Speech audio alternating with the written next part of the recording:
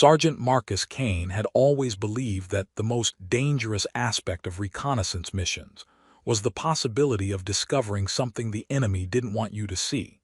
But 7 days stranded on Velthara Prime had taught him that sometimes the most dangerous discoveries were the ones that made you forget why you'd come looking in the first place. Standing in the crystalline forest where his emergency landing pod had brought him down after catastrophic engine failure, watching aurora patterns dance through an atmosphere that shouldn't support such phenomena, he wondered if his survival training had adequately prepared him for beauty that transcended every category his military education had provided.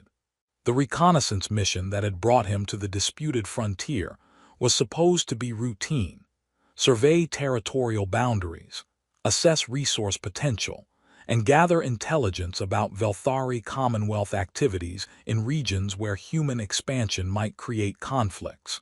Instead, his ship's engines had failed due to electromagnetic interference that defied every principle of spacecraft design, leaving him stranded on a world that appeared uninhabited, but which felt more like a carefully tended garden than wilderness. Emergency beacon operational status: negative, Marcus reported to his suit's recording system during his daily status update. Environmental conditions: stable but anomalous. Local electromagnetic fields continue to interfere with standard equipment. Survival time estimate: 3 days remaining. Food supply: water sources adequate, but repair capabilities insufficient for restoring long-range communications. The crystalline trees that surrounded his makeshift camp possessed geometric perfection that suggested deliberate cultivation rather than natural evolution. Their translucent branches caught and refracted sunlight in patterns that created natural prisms, while their root systems formed networks that seemed designed to channel energy through the forest floor. The structures he'd spotted in the distance grew closer each day as his exploration expanded, revealing architecture that combined organic curves with crystalline elements in ways that challenged human assumptions about the relationship between technology and nature. On the 7th day, as sunset painted the crystal forest in colors that had no names in any human language, Marcus encountered beauty that redefined his understanding of what was possible when evolution and consciousness collaborated to create perfection. She emerged from the grove like a figure from mythology, her presence transforming the alien landscape from hostile environment into something approaching paradise. At first glance, she appeared human, tall, and graceful, with features that would be considered beautiful by any species' aesthetic standards. But details resolved that marked her as something beyond terrestrial evolution: skin that captured and reflected light in patterns that created natural luminescence, hair that moved as if suspended in liquid rather than air, and eyes that held depths suggesting intelligence spanning timescales beyond human comprehension. Her clothing appeared to be woven from the same crystalline fibers as the forest itself, creating garments that shifted color and opacity based on lighting and movement in ways that suggested technology indistinguishable from art. She moved through the crystal grove with fluid grace that seemed to exist in harmony with the environment, each step causing the ground to respond with subtle luminescence that followed her path through the trees. Marcus found himself frozen in place, not from fear but from overwhelming aesthetic response that transcended simple attraction and entered territory his mind struggled to process. The way light refracted around her created rainbow cascades that painted the entire landscape in shifting patterns, while her presence seemed to bring the forest itself to life in ways that suggested consciousness distributed throughout the crystalline ecosystem. "She's the most beautiful thing I've ever seen," he whispered, the words escaping before conscious thought could consider their implications. The effect was immediate and unmistakable. Her luminescent skin patterns shifted to configurations he couldn't interpret but which suggested profound emotional response, while her entire posture changed from casual movement to alert stillness that indicated his words had carried significance beyond simple aesthetic appreciation. For a moment that seemed to span eternity, their eyes met across the crystal grove. Marcus saw recognition in her gaze, not just awareness of his presence, but understanding of what his spontaneous declaration represented in ways that his exhausted mind couldn't begin to fathom. Her expression combined surprise with something that might have been hope, overlaid with what he was beginning to recognize as fear of consequences that extended beyond personal interaction. Then she turned her back to him and walked away, her luminescent patterns shifting to configurations that seemed to indicate internal conflict between opposing imperatives.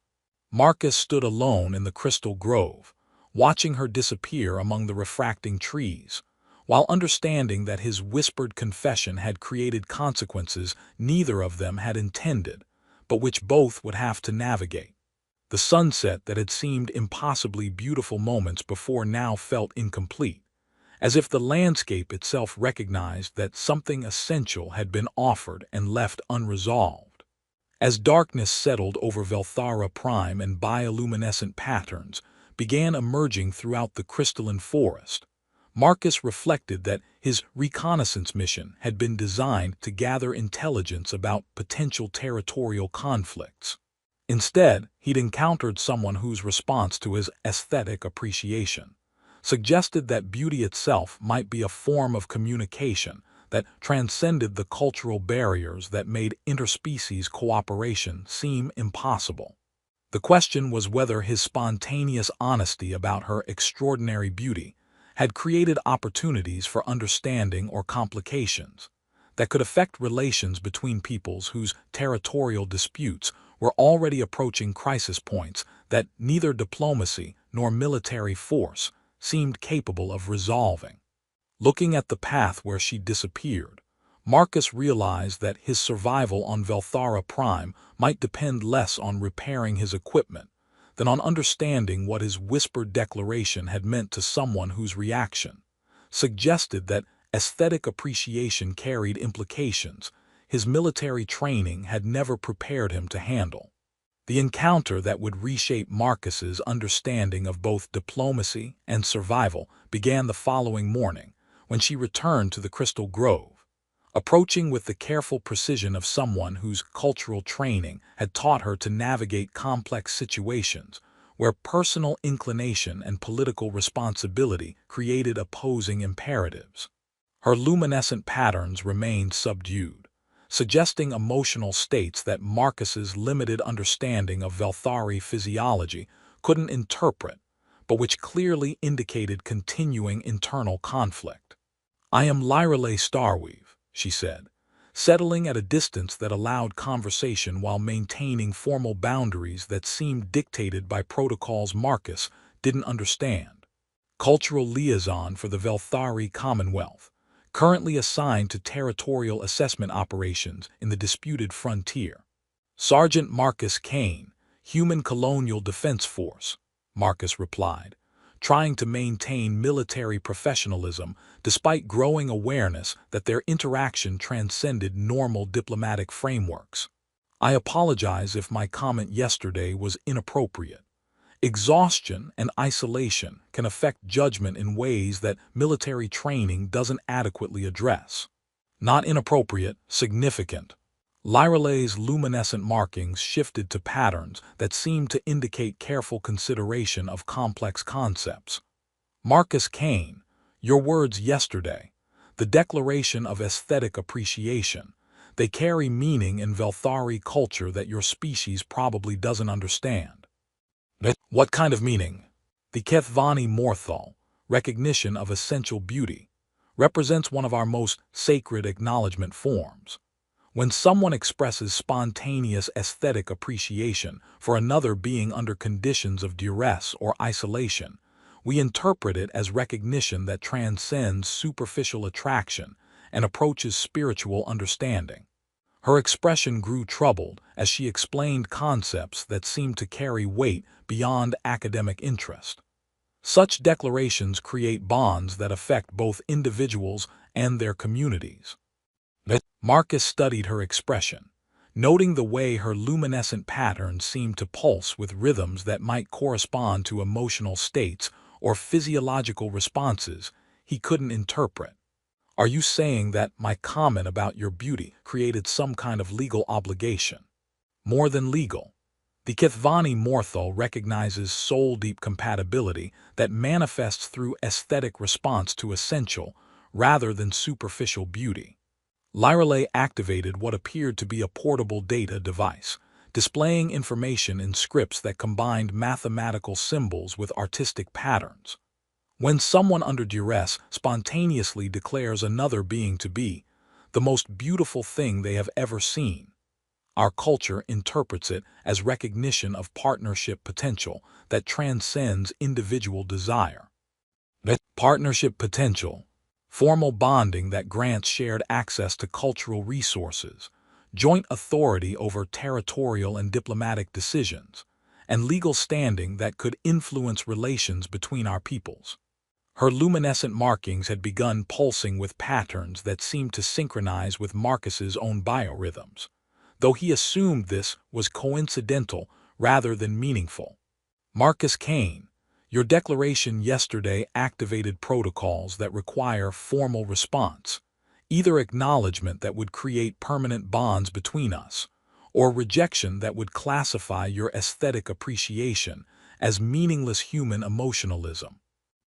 The implications crystallized in Marcus's awareness, as he realized that his spontaneous honesty about extraordinary beauty had accidentally triggered alien marriage proposals with diplomatic consequences that extended far beyond personal preference. And if you acknowledge the recognition, what happens? I become bonded to someone whose cultural background I barely understand, while you gain authority over Velthari territorial decisions during a period when human expansion into our sacred spaces threatens to destroy resources that our people consider essential for cultural survival.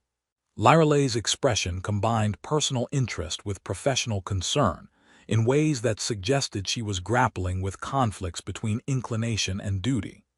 The partnership would grant both of us access to information and authority that could either facilitate peaceful territorial sharing or create additional complications for negotiations that are already approaching crisis points.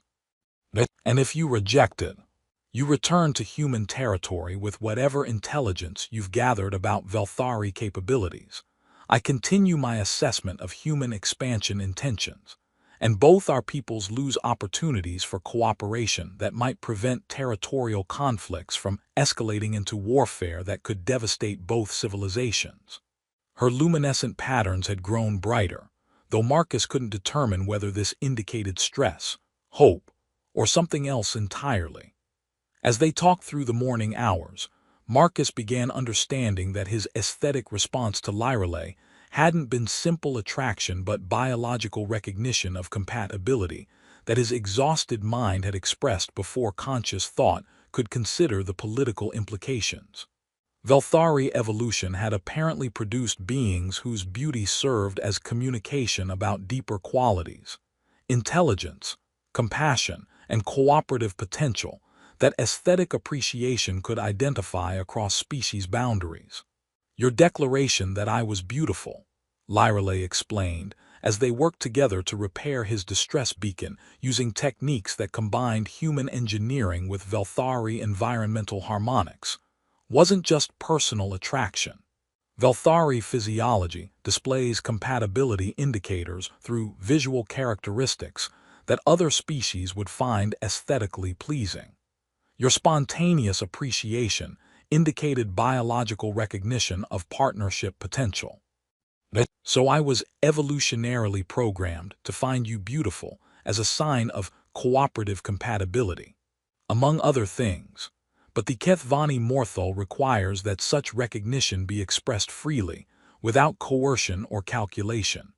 The fact that you made your declaration while exhausted and isolated, without understanding its cultural significance, makes it more meaningful rather than less. Her luminescent patterns shifted to configurations that seemed warmer and more complex.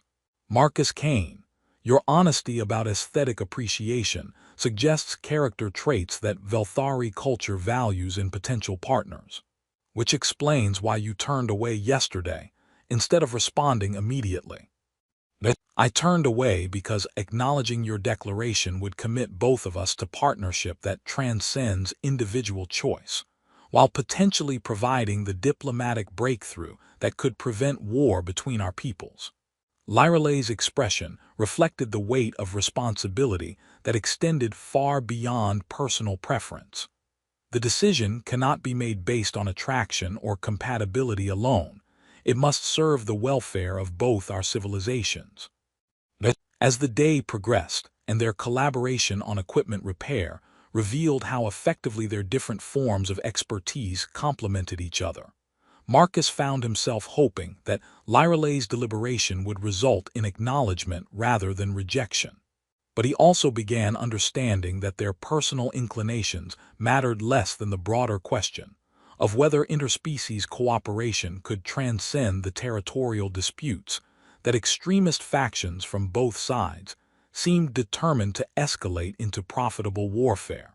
The question was whether his spontaneous aesthetic appreciation had created opportunities for understanding that could prevent conflict, or complications that would make peaceful territorial sharing even more difficult to achieve when both species faced pressures from interests that preferred continued expansion over cooperative coexistence. The revelation that Lyralay's presence on Velthara Prime wasn't coincidental transformed Marcus's understanding of his situation from accidental encounter to carefully orchestrated intelligence operation, where his spontaneous aesthetic appreciation had disrupted plans that extended far beyond individual reconnaissance missions. Working together to repair his distress beacon, she explained that Velthari intelligence had been monitoring human expansion activities throughout the disputed frontier, gathering evidence of territorial violations that could justify defensive actions if diplomatic solutions proved inadequate.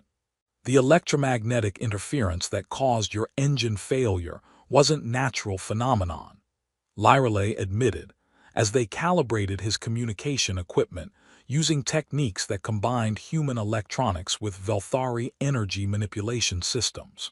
We maintain defensive fields around sacred sites to prevent unauthorized surveillance and resource extraction operations.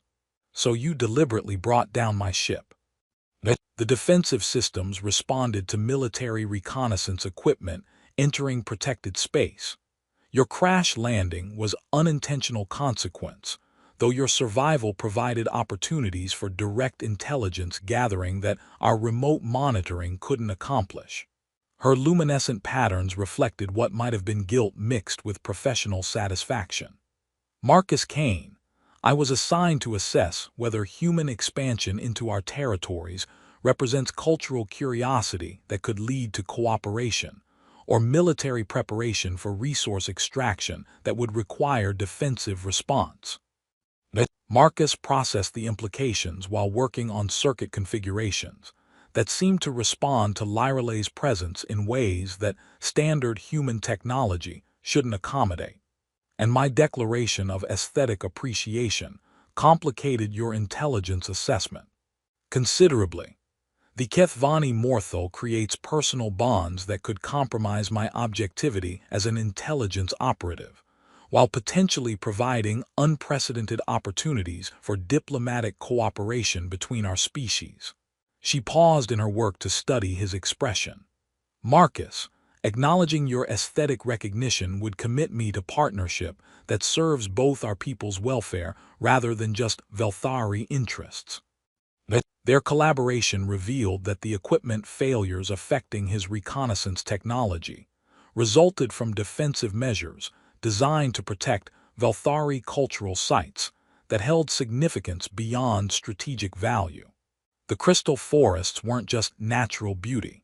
They were living repositories of Velthari history and consciousness, evolved ecosystems that stored cultural memory in crystalline matrices that responded to electromagnetic fields generated by their people's neural activity. Human expansion into these territories wouldn't just claim land and resources. Lyreley explained, as she guided him through environmental readings that showed the forest's response to their combined presence. It would destroy libraries that contain millennia of our cultural development, disrupting evolved systems that our people depend on for psychological and spiritual well-being. Which explains why territorial negotiations have been so difficult, Marcus realized, studying data that revealed the complexity of what he'd assumed were simple resource allocation disputes. Humans see empty land with mineral deposits, while Velthari see sacred spaces essential for cultural survival. Exactly. And extremist factions from both sides have been exploiting this misunderstanding to prevent compromise solutions that could serve both people's needs. Lyreley activated displays showing intelligence reports that painted a disturbing picture of deliberate sabotage. Marcus, someone's been ensuring that neither species understands the other's essential interests.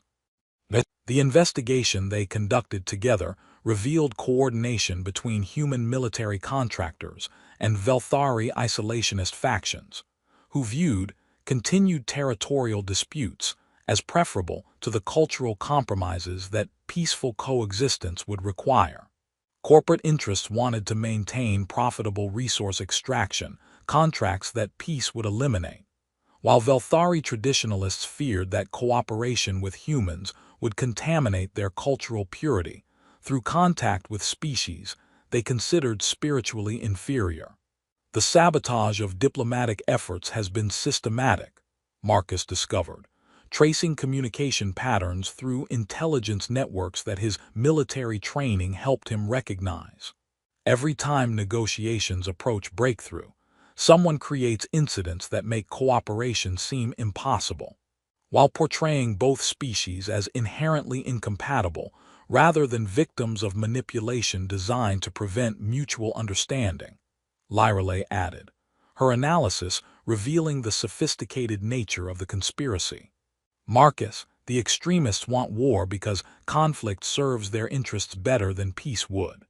Their shared investigation deepened Marcus's understanding of why the Kethvani Morthal carried such significance in Velthari culture. The aesthetic appreciation that bonded individuals wasn't just personal attraction. It was recognition of compatibility that could transcend the artificial barriers that extremist factions used to maintain profitable divisions between species. Your declaration that I was beautiful, Lyreley explained as they worked together to compile evidence of the sabotage conspiracy, represented spontaneous recognition that our differences could complement rather than conflict with each other. Such recognition threatens interests that profit from keeping our peoples isolated and antagonistic, which explains why your response carries implications beyond personal choice, Marcus realized, understanding finally crystallizing around the weight of responsibility she carried. Acknowledging the bond would commit you to cooperation that extremists from both sides want to prevent, and rejecting it would eliminate opportunities for understanding that our peoples need to survive the conflicts that extremists are trying to create. Lyreley's luminescent patterns had begun synchronizing with Marcus's biorhythms in ways that seemed to indicate deepening connection, despite her professional efforts to maintain objective assessment. Marcus Kane, the choice between personal inclination and political responsibility, may not be as opposed as I initially believed. The crisis that would force their decision came when their investigation revealed that extremist elements were planning provocative incidents designed to make diplomatic solutions impossible. The incidents are scheduled to begin within 48 hours, Marcus announced after decrypting communications that revealed the scope of coordination between supposedly opposing extremist factions. Both sides want to create conflicts that make peaceful territorial sharing impossible to achieve, which means we have 2 days to provide evidence of the conspiracy, while demonstrating that cooperation between our species can serve both people's essential needs, Lyreley replied, her patterns shifting to configurations that indicated determination mixed with fear. Marcus, if we're going to prevent war, I need to make my decision about the HFY-style. And if you acknowledge the bond, we gain joint authority to present evidence to both governments, while our partnership demonstrates that human and Velthari interests can align rather than conflict. Her expression combined professional calculation with personal hope. But we also commit to cooperation that transcends individual survival if our peoples choose war over peace. As they prepared for the most important decision of both their careers, Marcus reflected that his spontaneous aesthetic appreciation had seemed like exhausted soldiers' admiration for extraordinary beauty, but instead had become the foundation for understanding that genuine aesthetic response often recognized deeper compatibilities that political barriers made it dangerous to acknowledge. The question was whether Lyralei's choice to face him instead of turning away would create the diplomatic breakthrough their peoples needed, or make them both targets for elimination by interests that preferred profitable conflict to cooperative coexistence. The decision that would either prevent interspecies war or make Marcus and Lyralei permanent targets for extremist factions from both sides came at dawn on Velthara Prime, in the same crystal grove where his spontaneous aesthetic appreciation had activated ancient protocols neither of them had fully understood. The formal acknowledgement of the HFY-style required witnesses from both species, necessitating emergency diplomatic contact that would either validate their evidence of extremist conspiracy or expose them as traitors to interests that profited from continued territorial conflicts. Marcus Kane of the Human Colonial Defense Force, Lyralei announced with ceremonial precision that transformed her from intelligence operative into cultural authority. Do you maintain your declaration that I represent the most beautiful thing you have ever seen, understanding now what such recognition means in Velthari culture? I do, Marcus replied, feeling the weight of decision that would reshape his understanding of duty, loyalty, and the relationship between aesthetic appreciation and political responsibility. Lyralei Starweave of the Velthari Commonwealth, do you acknowledge my recognition as genuine expression of partnership potential that transcends the barriers our peoples have used to maintain separation? I acknowledge, and more than acknowledge, I embrace the bond that will demonstrate what becomes possible when different species choose cooperation over conflict. Her luminescent patterns blazed with configurations that painted the entire crystal grove in shifting rainbows. And now, as bonded partners with shared authority over territorial and diplomatic matters, we present evidence that extremist factions from both our peoples have been sabotaging peace negotiations to maintain profitable warfare. The ceremony itself was conducted through emergency diplomatic channels that connected them to representatives from both human and Velthari governments, creating legal frameworks for cooperation, while their shared authority provided standing to present evidence that neither could have accessed independently. The intelligence they broadcast was comprehensive and undeniable. Communication logs, financial records, and operational plans that proved systematic coordination between supposedly opposing extremist factions. The provocative incidents scheduled to begin in 18 hours, Marcus announced as holographic displays, showed planned resource extraction operations in Velthari sacred spaces, are designed to trigger defensive responses that would justify total war between our species, while eliminating opportunities for the territorial sharing agreements that both peoples actually need for continued expansion and cultural preservation. The response from both governments was immediate and decisive. Human military commanders canceled the planned resource extraction operations after reviewing evidence of their connection to war profiteering conspiracies, while Velthari leadership called off retaliatory strikes that would have devastated human settlements throughout the disputed frontier. But more importantly, the partnership that Marcus and Lyralei had formalized provided a working model for cooperation that addressed both species' essential needs, without requiring either to abandon their fundamental values. The territorial sharing agreements we're proposing, Lyreley explained, as their combined expertise generated solutions that individual thinking couldn't have achieved, allow human expansion into resource-rich areas while preserving Velthari cultural sites through joint stewardship that serves both people's long-term interests, while creating integrated settlement patterns that demonstrate how different approaches to environmental management can complement rather than conflict with each other, Marcus added, his military engineering background combining with her understanding of Velthari ecological principles to produce innovations that exceeded what either species had developed independently.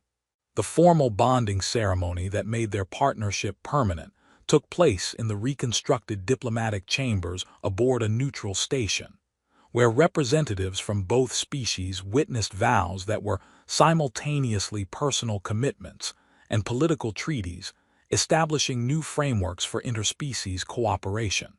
"I promise," Marcus said, holding Lyreley's luminescent hands while surrounded by beings whose courage had sustained diplomatic efforts despite systematic sabotage, "to honor our bond not just as personal partnership, but as proof that aesthetic appreciation can recognize compatibility that transcends cultural barriers, and to use our shared authority in service of cooperation that serves both our peoples rather than just individual interests."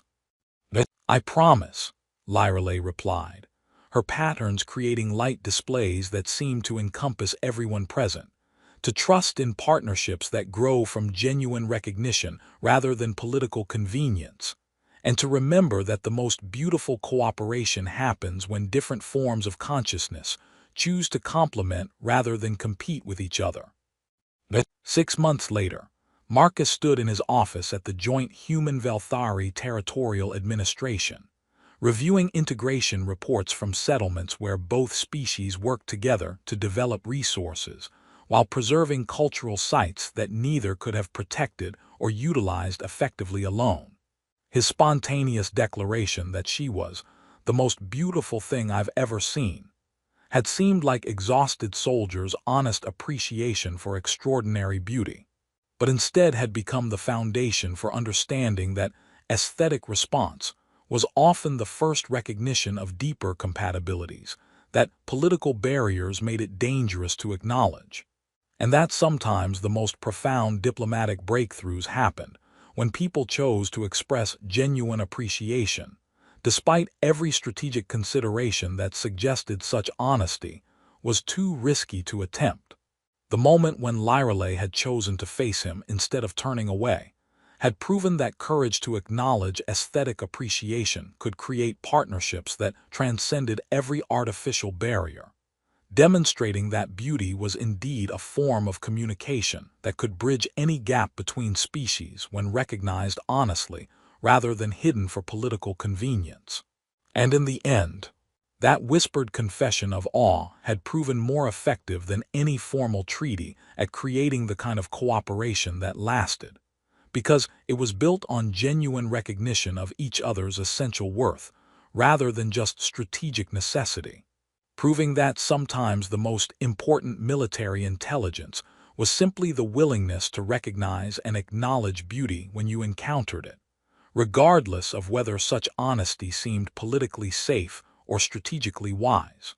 Partnership with Lyreley had evolved from accidental aesthetic appreciation into genuine love that served as the foundation for diplomatic cooperation that neither government had believed possible.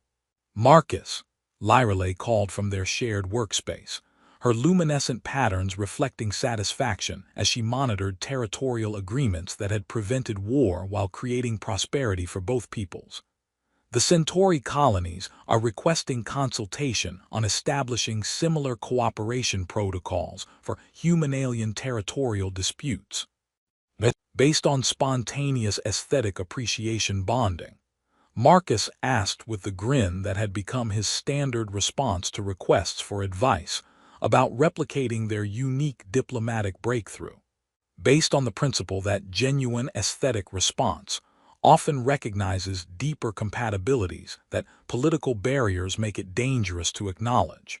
And that sometimes the most important diplomatic breakthroughs happen when people dare to express honest appreciation, despite every cultural consideration that suggests such honesty is too risky. Lyralay replied, her patterns shifting to configurations that indicated both professional accomplishment and personal contentment. Their relationship had become a model for territorial cooperation that extended far beyond diplomatic necessity into genuine integration of different approaches to resource development and cultural preservation. The Kethvani morthal that had begun with Marcus's spontaneous declaration had evolved into partnership that proved different species could not only share territories but create solutions that enhanced both peoples' capabilities rather than forcing compromise that satisfied neither. And the war crimes prosecutions. Final sentencing next week. Complete justice for the extremist conspirators. Full compensation for families affected by sabotage operations, and new interspecies treaties that make the kind of manipulation we exposed legally impossible in future territorial negotiations. Lyralay's patterns pulsed with satisfaction that combined professional success with personal happiness. Marcus, the cooperation protocols we've developed are being implemented throughout human and Velthari space as the foundation for genuine territorial sharing that serves both people's expansion needs. As evening settled over the administrative complex that had become a symbol of successful interspecies cooperation, Marcus reflected on how a moment of exhausted honesty about extraordinary beauty had transformed not just his own life, but the territorial relationship between two entire civilizations. Do you ever wonder what would have happened if I hadn't called you beautiful that day? He asked, watching ships arrive from across the galaxy carrying beings who wanted to study their cooperation model. I wonder what would have happened if I had turned away permanently instead of choosing to face you, Lyralay replied, her hand finding his as they looked out at the bustling community where humans and Velthari lived and worked together in territories that neither could have developed effectively alone. We'd have continued our separate intelligence operations. The extremist incidents would have triggered war between our peoples, and millions would have died in conflicts that served only those who profited from territorial disputes. And instead, we learned that aesthetic appreciation can be the beginning of recognition that transcends every barrier when expressed honestly rather than hidden for political safety. Marcus said, feeling their bond pulse with the contentment that had grown from accidental aesthetic response into chosen partnership. We discovered that calling someone beautiful can be more diplomatically significant than formal territorial treaties, and that sometimes the most important political breakthroughs happen when people risk expressing genuine appreciation, despite every cultural consideration that makes such honesty seem impossible.